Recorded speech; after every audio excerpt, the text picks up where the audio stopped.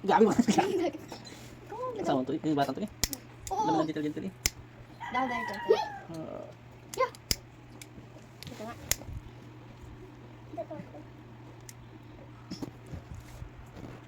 Hanggang saan yan? Salim na. Ito. How do you feel? Ano naririnig mo? Susunog eh.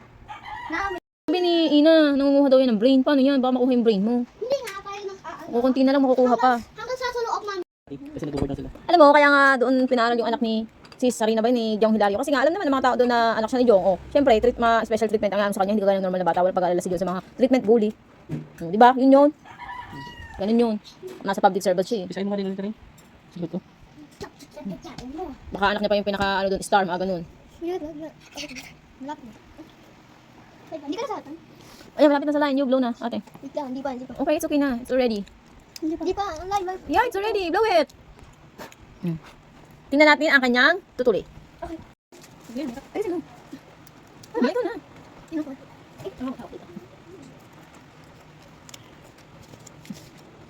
yun? Oo. Wow, wala na. Hindi mo siya tulong. Mga puti yung tingin niya. Oh, yun o. Yun o. Opo. Ano gawin mo dito? Dito kasi nun. Yun na. Puputin yun. Yeah, no, that's this. Hindi yan. Yung mga puti-puti lang. Wala? Parang